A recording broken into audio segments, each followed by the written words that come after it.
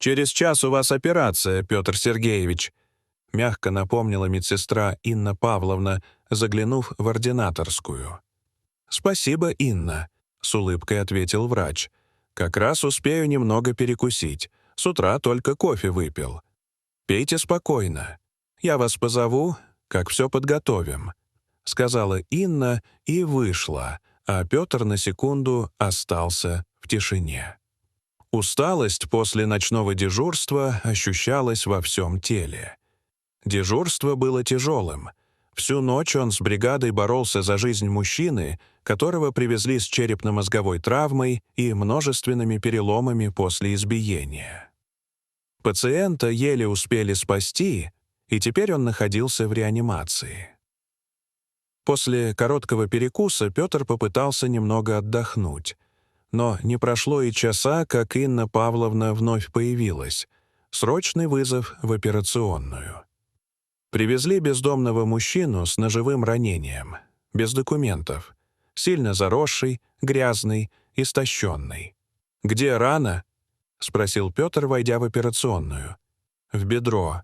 Глубокое проникающее», — ответила Инна, помогая доктору надеть стерильный халат. Он посмотрел на лицо пациента. Оно почти не различалось под густой бородой. Было что-то смутно знакомое, но усталость и профессионализм не дали отвлечься. Сейчас важно было только одно — операция. 1,5 часа спустя рана была зашита, кровотечение остановлено. Все прошло успешно.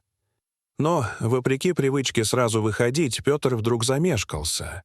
Почему-то не мог оторваться от пациента. Что-то в его лице цепляло. Он подошел ближе, аккуратно отогнул простыню и замер. На груди бездомного была татуировка «Якорь» и «Доберман».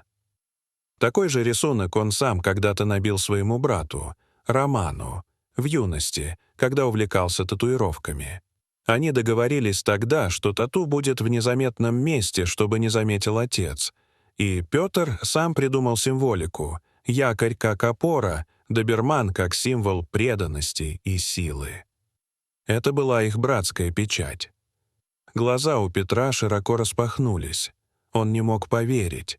Неужели перед ним Роман? Тот самый брат, который исчез 25 лет назад и которого официально давно признали погибшим. В голове загудело. Он выдохнул, вышел из операционной и срочно дал распоряжение взять у пациента анализы для экспертизы. Свои образцы он сдал сам. Ответ пришел быстро. Совпадение 100%. Это был он, его брат, живой. Пациент быстро пришел в себя, но оказалось, что он полностью потерял память. Не знал, кто он, откуда, даже не мог вспомнить свое имя.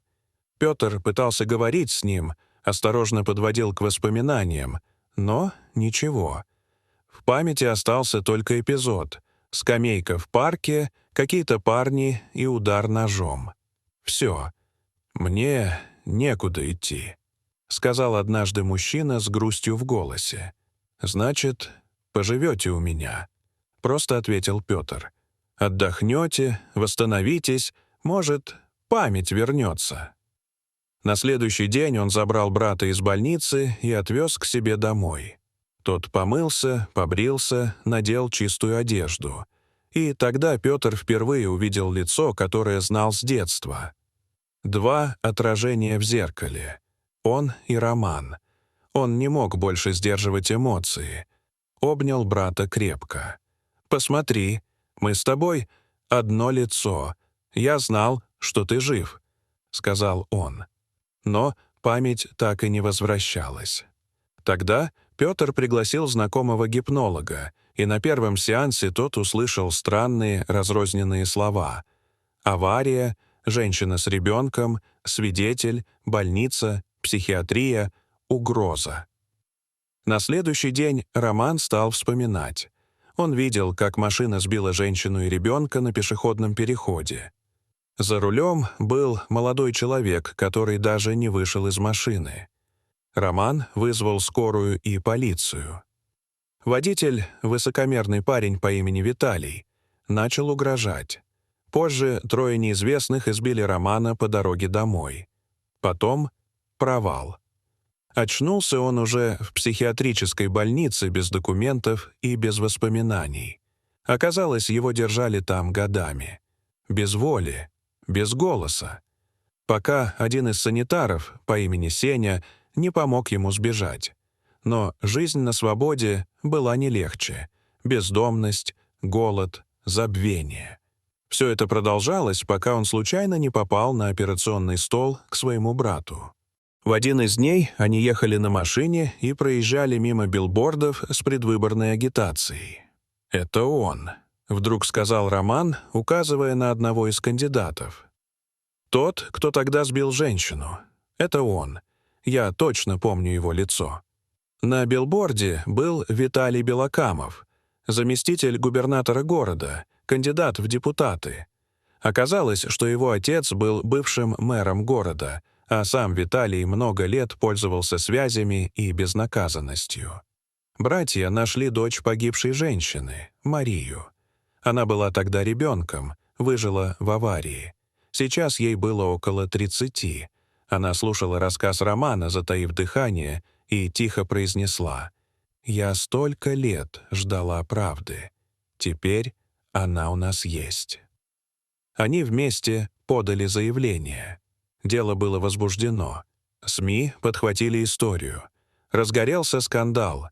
Появился свидетель спустя 25 лет. Влиятельный политик. Трагедия в прошлом. Белокамов был в бешенстве. Пытался подкупить Марию и Романа, но они отказались. Виталий пришел навстречу в ресторан, думая решить все деньгами. Но Роман, глядя в глаза человеку, который разрушил его жизнь, сказал твердо: «Я не за деньгами пришел. Я пришел за справедливостью. Ты отнял у меня 25 лет. А у этой девушки — мать.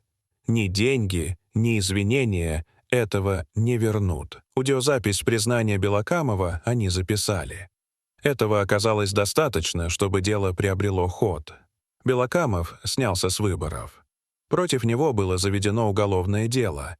Его отец больше не смог отмазать сына. Слишком велик был общественный резонанс. Через полгода суд признал его виновным. Он получил 7 лет заключения, выплатил крупную компенсацию. Но главное, впервые за долгие годы пострадавшие почувствовали, что правда восторжествовала. Роман начал новую жизнь, восстановил документы, нашел работу, встретил женщину, с которой ему стало спокойно. Он долго не решался, но однажды поехал к матери, той самой, что долгие годы ждала его на пороге. Их встреча была безмолвной. Только слезы, объятия и дрожащий голос.